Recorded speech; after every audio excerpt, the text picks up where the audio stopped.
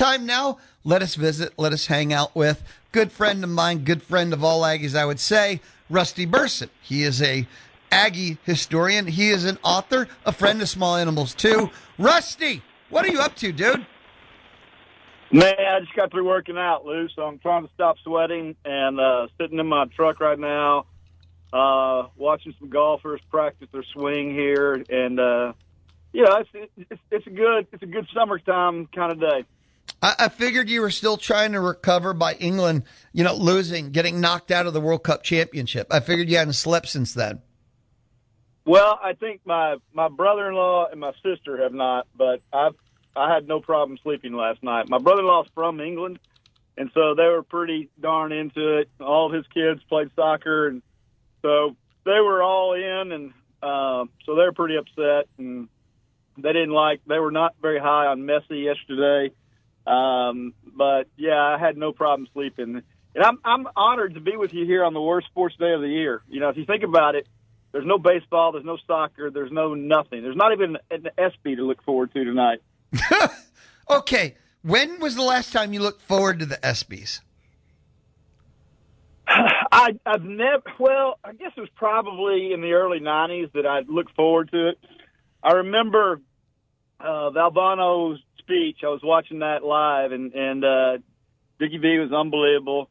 And I actually watched it last night, and I thoroughly enjoyed some of the stories behind it. Like the young guy with the Coast Guard who was credited with saving 65 young girls in the floods last year in the Hill Country. And it was like, I didn't realize I was going to tear up watching the ESPYs last night, but that was pretty remarkable, and I thought that was fantastic. Yeah. And you know what? I can catch all that stuff on the highlights part. I don't have to sit through the rest of it to get there. So, just saying. I remember when ESPYs first came out, it was about sports, and the numbers were awful. Right. So then they switched it away from sports, and I just kind of lost interest at that point. Yeah, too many lame jokes last night, and let's get down to it. But it was great to see Myles Garrett get the best record-breaking performance of the year. So that was kind of cool. Yeah, he got two. It was cool. Yeah, it was cool to see and a volleyball player up there too. So that was fun. Yeah, it was. That's the part that's kind of cool. And on my social media last night, holy cow. I'm just saying, for me, it was pretty awesome to see Aggie volleyball and see Aggie volleyball with Myles Garrett and Myles Garrett win 2 awards. That's the part. And again, I got that fix, the dopamine, the hype from that, through social last year. I thought that was really cool. So bigger news to you, England losing or Clayton Freshcorn returning? Oh, without question, Clayton Freshcorn returning. I'm really excited about that. And, I had a really good feeling about that after watching the draft on Saturday Saturday and Sunday. I saw, for him to be picked that late, I know he'd been talking to those people and telling them, don't draft me. And at that late round, it's probably because you want to draft a guy because you've got no more money to spend. And so that's what happens. You only have a certain allotment. Like the Rangers went all in on the first day with high school kids, and they knew they were going to have to, pay millions and millions. And, so several of their picks later on were just like seniors in college and that they may or may not sign. So kind of felt the same deal when Cardinals drafted Freshcorn that late. I was like, yeah, he's coming back. And I'm about 99.9% sure. And then the next day he comes out and said, yeah, I'm back. Yep. I did love that, the tweet, the X, run it back. And I've already commented on the graphic where he's doing the, Bregman, let's go face. And it sets up everything brilliantly because now you don't have the search for the Friday night guy. And if you have a Friday night guy, everything sets up from there on the weekend. When you don't have a Friday night guy, nothing sets up from there. Yeah, and just the way he finished the season, I can't remember how many innings he went, but it was fantastic as a starter in that one game. So you just, you don't have any question going into the year about, hey, can this guy move from the closer role to the starter role, because I felt like, on short rest, he proved that already. And so he's got a whole off season to get ready for that. So that's a good birthday present for you. Yeah. Again, you're not going to get any arguments from me. I'm just sorry. I'm so excited by that. The best off season ever. Another observation of the week. When you get Kane, Enright, and Freshcorn in the same off season, you're living right. Yeah, I was a little disappointed in how I felt like the Rangers and the Astros both had chances to get some of the Aggies, and they passed on them. But hey, whatever. I also Kopian going to the Nationals. That was fun to see him being in the first round, and a little disappointed that Gavin got picked by the Angels. But on the other hand, he's going back home, right? So maybe he can be part of a trade that gets him to the Dodgers or something so they can play for a real franchise. So I want to have fun with this. Today is the SEC takeover Texas A&M, right? Okay. Is that right? Yeah, July 16th. That is today. That's my son's birthday, too. Today's your son's birthday? Yeah, he's 30 today. Holy cow, happy birthday to him, man. You doing a big dinner tonight? We're doing a big dinner this weekend with my daughter, whose birthday is a week from today. Oh, she must not be happy getting lumped in. The daughter with the brother, and it's like, well, that's not my birthday. I mean, I got. Well, but they're both out of town, so we had to compromise. Still, I wouldn't settle for that. That'd be like, no, that ain't my birthday. I wouldn't do that. If you could pick one Aggie football game, what would you have picked? One Aggie football game from last year? Yeah. One Aggie football game from last year. I think I'd pick the LSU game, just watching them empty the stadium. That was a lot of fun. I don't want to see the first half of South Carolina. I mean, I'll watch the second half. But I'll pick the LSU game. Or, you know what? That's hard because I've got Notre Dame. I don't know. There's three. Second half of South Carolina, second half of LSU. Can we do that? You know what? If I'm the program director, yeah, I'll allow you to do anything. But so the LSU game is one of the two that they have. But they put it at 1 a.m. So it's already happened at 1 a.m. in the morning. The primetime game tonight at 6 was Mississippi State. Really? Mississippi State. Yeah. I don't, that one doesn't really jump out at me for any reason. That's a weird game to choose, don't you think? I'm struggling because, look, I know maybe. Are you remembering something I'm forgetting about that game that would make it the primetime takeover game? Yeah, I'm not remembering something about that game. That is not one that jumps off my memory banks today. Like I said, those three games I mentioned. I mean, why wouldn't you go with Notre Dame? I mean, that was a heck of a comeback and dramatic. Okay, being a non-con at Notre Dame, right? Maybe they don't have the rights. Maybe that belongs to, Notre Dame. I bet it does belong to Notre Dame. The ACC Network, I don't know, but so I get that, but Mississippi State's the prime, and they put the LSU at 1 a.m. Yeah, I'd take LSU in the prime time. So for sure, the South Carolina game I would have picked before over the Mississippi State. Yeah, I mean that was one heck of a second half. I mean that was just like you went from A&M can do nothing right to they beat them 31-9. Yeah, that was a great second half, and I really thought, and that made A&M 10-0, and I really thought, and honestly, that second half is when people started talking. Well, Marcel Reed, is he a Heisman guy? And obviously, he proved that he wasn't in the last two games, but that was almost that put him in a Heisman talk right there. That second half. Fair enough. Interesting. It didn't make my list of choices, and that was the game that got there. Now they're going to close the A&M takeover, whatever. Number 3 A&M against number 1 Kentucky volleyball NCAA championship. I love it. That was fantastic. So that I'm like, oh hell yeah, that's pretty good. The baseball game, oh, it already played. It was 8 a.m. this morning, and that was number 2 Texas, number 18 A&M. Love it. You know what? I would say, though, I guess because it wasn't 2 SEC teams, I think the bigger win in volleyball was them beating Nebraska. I mean, that was the shocker because Nebraska is so steeped. And, yeah, I mean, it was a national championship, but the way they came back, and that was in 5 sets, and once they got to the Final Four, they didn't lose at all.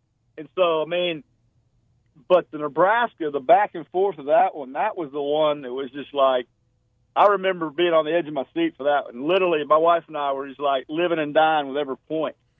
Okay. I got to correct myself. Thank you. Someone texted in to help me. The actual A&M thing starts tonight at 11 p.m., and that's why it says Thursday. So it happens starting tonight at 11 into tomorrow. Tonight at 11 is when it starts. So tonight at 11, A&M volleyball beating number 2 Texas will kick it off. Then at 1 a.m. is A&M LSU. That's the football game, of course.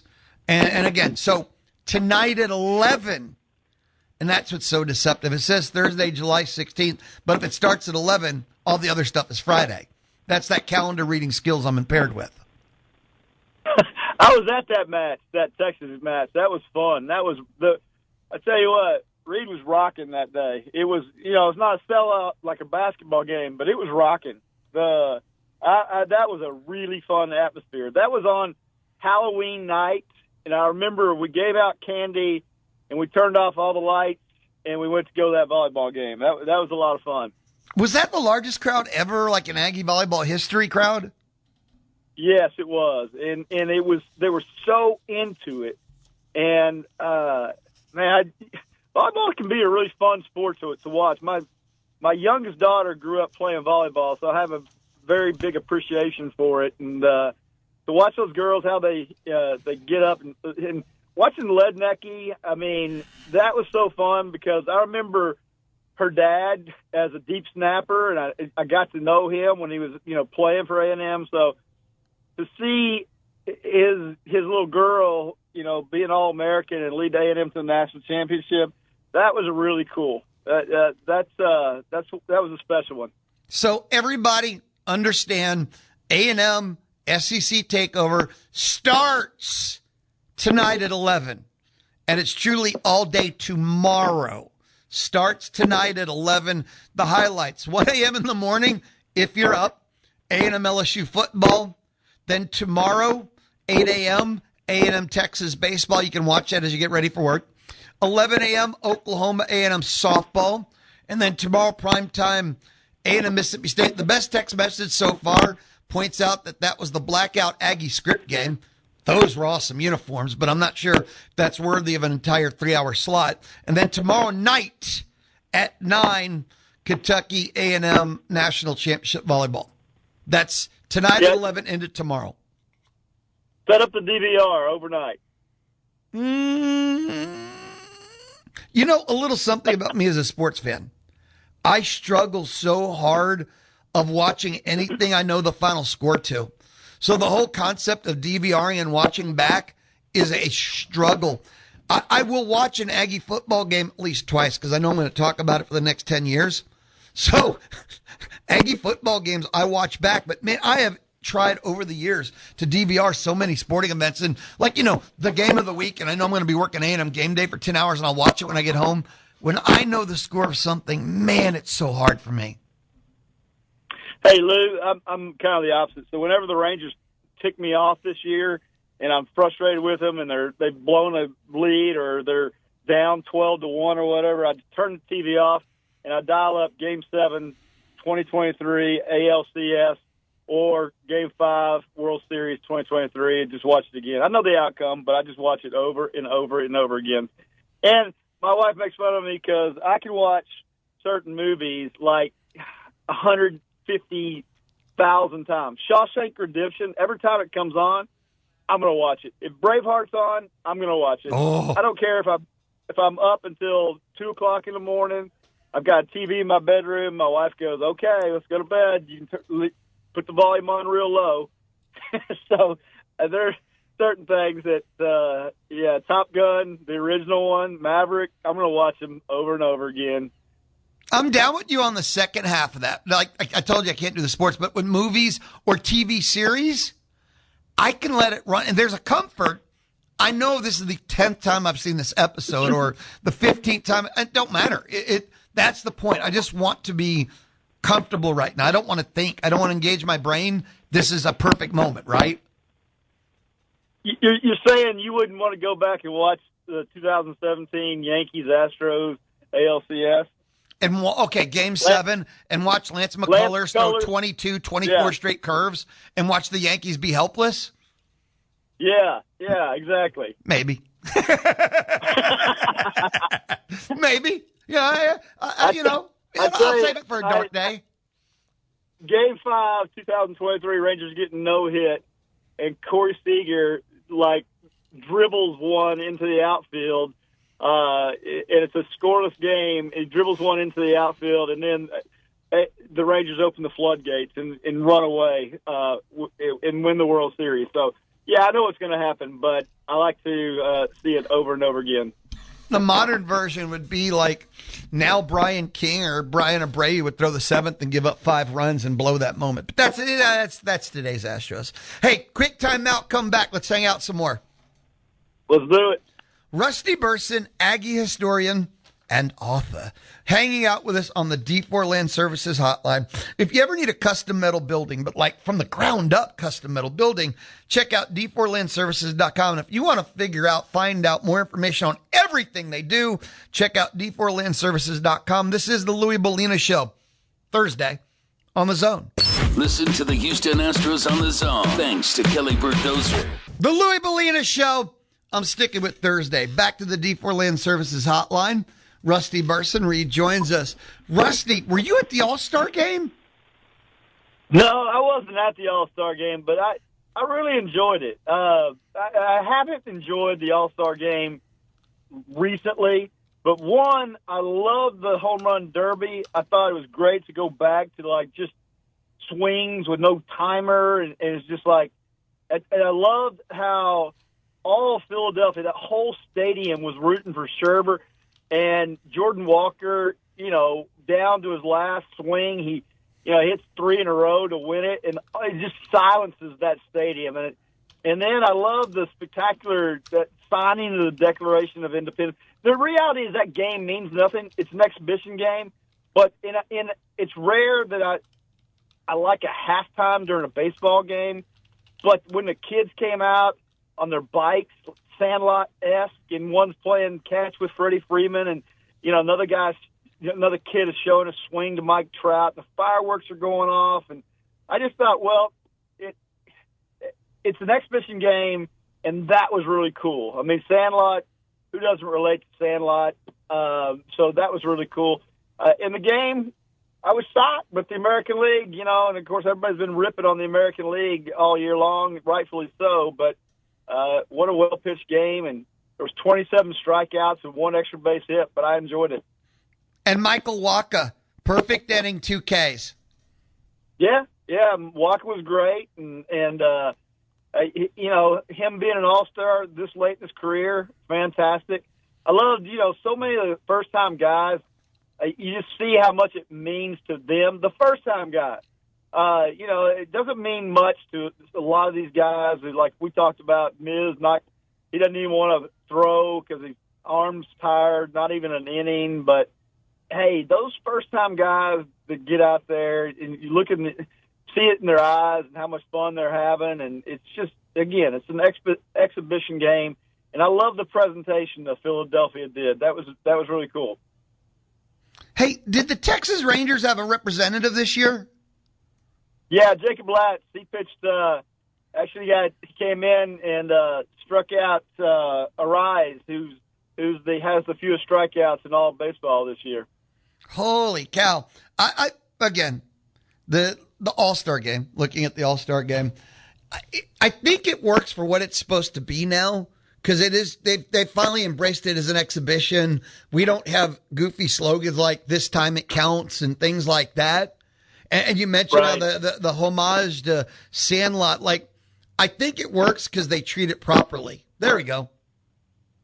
Yeah, I think you're right. And the other thing that I think is cool is that how it used to be they'd hold the Major League draft during the College World Series, and I didn't like that because it kind of detracted from the College World Series, and guys that were in the College World Series were getting drafted. I felt kind of like it was a distraction.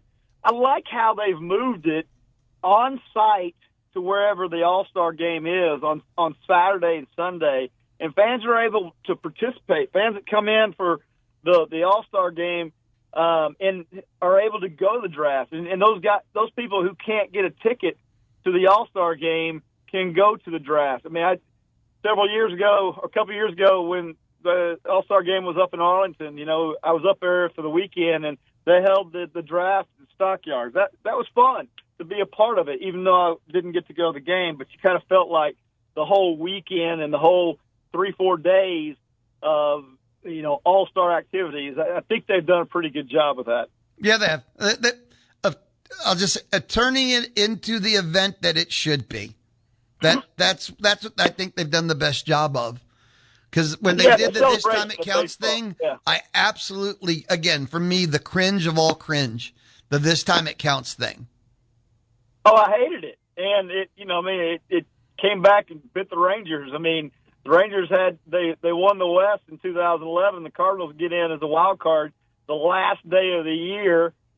And yet the Cardinals get the home field advantage in the World Series because the National League won the All-Star game. Stupid. That's stupid. See, I'm not going to do any commentary on that because that speaks for itself. Levels of stupid. Yeah, definitely. Just dumb. Oh, 9-7. Hey, if anybody has a text message question for Rusty, knock yourself out at 979-693-1150, 979-693-1150. You're allowed to light up the Texas Mobile and Lube Express inbox. Okay, we've been talking about all the different things going on in the world of sports. I have to know, you work around golf, you're at a golf course all day. So does the Open Championship mean anything to you? Yeah, I'm always interested in the majors, yeah.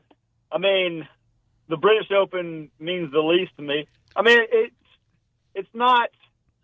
I think the Masters is there's a level above all others. But yeah, I'm interested. I'm definitely interested. I mean, if people get out, they watch the golf, and we get higher turnouts. People coming out. Again, it's based on the weather. But yeah, during the majors, you'll see an uptick in the people who actually come out and play. Because I mean, they make it look so easy on TV that people just got to come out there and realize it's not that easy. Yeah. I come out here, like I said, I'm sitting here watching the range, and there's this one poor guy working on a swing, and he's still got a long way to go. Oh, wow. At least you're hiding in your car when you say that. He can't find out who said that about him. He's like, you said, okay, never mind. That's hilarious. He can't hear me. And we know he's not listening to me. So now only like 8 people heard that anyway. So it's okay. Hey, I had a question for you. That's right. You're hosting like every Monday here in July on Chip Howard Sports Talk.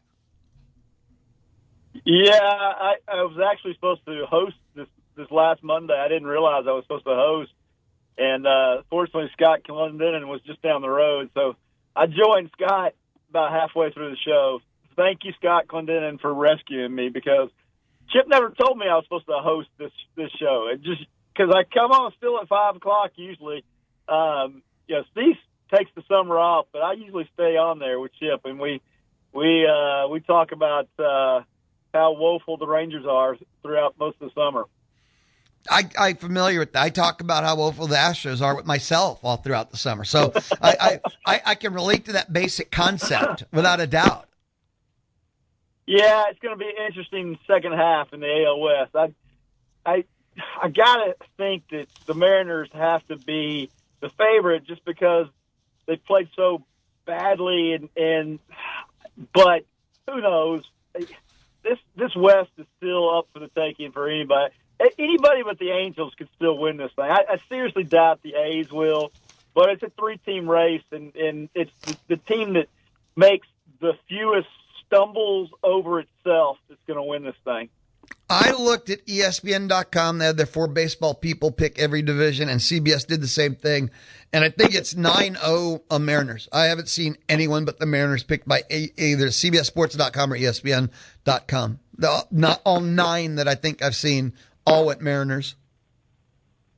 Yeah, I mean, I could see it. I mean, unbiasedly, I'd probably pick the Mariners too. But, you know, hey, the Astros and the Rangers are in the hunt right now, and if you're in the hunt right now, it's too early to give up in the season and just kind of see how things play out. The Rangers they open the second half at Atlanta, 3 games at Atlanta. Then they come home and they got the White Sox and the Mariners. So by then, after these 3 series, I'll have a better indication if the Rangers really have a shot or not. That's 3 really good teams that they open up with. Well, I mean, 2 really good teams at least, and then the Mariners have always given the Rangers fits, so we'll see. After those 3 series, I'll have either a lot more interest or you and I'll be talking Aggie football nonstop.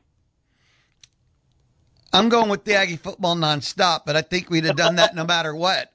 You know what I mean? Probably so. So yeah, there's always room for that. And you realize next week is SEC Media Days, and when you and I visit, A&M will be speaking at SEC Media Days, and SEC Media Days will even be closing. Well, that's once SEC Media Days are over, then it's a sprint to football season, isn't it? Bring on Montana State, baby. Stop it. And I think it's Missouri State. That's how bad it is. Oh, yeah. Maybe. Oh, yeah. You're right. It is Missouri State. I knew it was one of those M states. And then we get Arizona State, but at 11. Look, I'm a snob. I hate 11 a.m. games at Kyle Field. I do too. I can't stand them. But, you know, after you get that Missouri State game, there's 3 pretty decent games here in the first month. So, you know, name-wise, Arizona State, that's a pretty good game. I have no problem with them. I love having them. I think they're a 8-4 that you know could win 9, fringe top 25, Big 12 real conference. Look, if you want to play Notre Dame or Clemson every year, I'm not going to fight you on it. But if you're not, I got no problem with Arizona State. Do you? I have no problem at all. I saw that ESPN had the Aggies as the number 9 toughest schedule in the nation this year. And would you like to guess out of the 10 toughest, how many are in the SEC? I got to go with 7 men. 9. 9 of the top 10. The only one that is not SEC is Ohio State because they got the Big Ten schedule and Texas. Yeah, there you go. Adding Texas. And I guess they've got Michigan and Indiana. Ohio State probably has Michigan and Indiana and then Texas. Yeah, I believe so. So they're the only team in that top 10 toughest schedules not in the SEC. I just kind of got a chuckle out of that. It's like, well, yeah, of course they're gonna beat up on each other, and that's the way the SEC goes.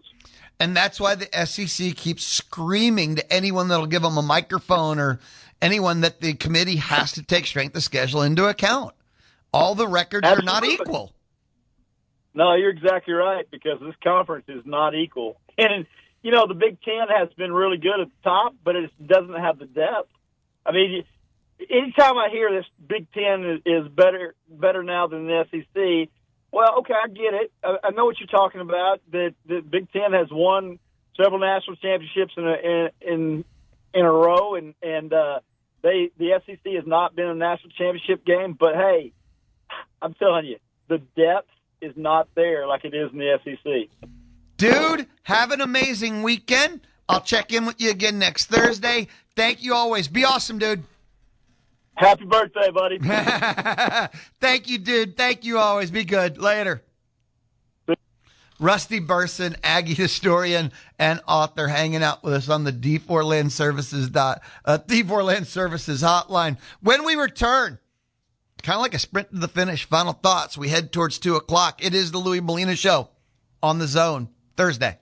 The Money Machine. Back to school. It's your chance to win $5,000. And it starts July 27th. Thank you so much. Louie Bellina Show presented by CC Electric. Got a text message from Matt in College Station. Said, traveling tomorrow, so happy birthday, Louie. Matt, thank you so much for the birthday wishes, the kind words. I won't be here tomorrow. Tony Catalina, gig him 247. He handles Fridays in July, so thank you for the kind words. Here's what's really odd. Normally, my birthday has been during SEC Media Days. So for many, many, many years, my birthday took place in Birmingham during SEC Media Days. It was always kind of weird. This year, the SEC Media Days are next week. So it's very odd, and I won't be here tomorrow. So, but Matt, thank you for the early birthday wishes. Thank you for everyone so far that has been kind of throwing them out there. I kindly appreciate the thoughts and the wishes. You know what the number one thing on my mind is right now? It's not like birthday or anything.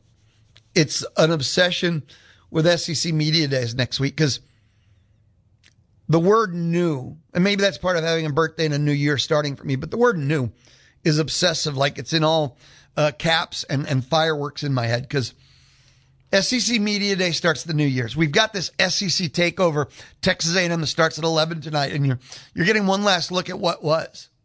We're going to get new data points. A&M soccer reported, and head coach met with the media today. It's here. It's the slow roll of it all, but it's all finally here. And last year was this glorious year. First CFP. Aggie football. First 11-0. I know the ending, bad taste, but it was glorious. 11-0. And how many people remember the 2 weeks between the end of the season and hosting Miami? And that was 2 weeks of dreams. Never had before. 2 weeks of unbridled maroon and white, man. Kool-Aid flowing hard. It was epic, actually. And then the game kicked off and the offense laid an egg, and it was a nightmare. But it was a glorious 2 weeks. Buckyball. Leading up to the season starting, Bucky had most of us pretty dang excited, but this team was so much fun to watch.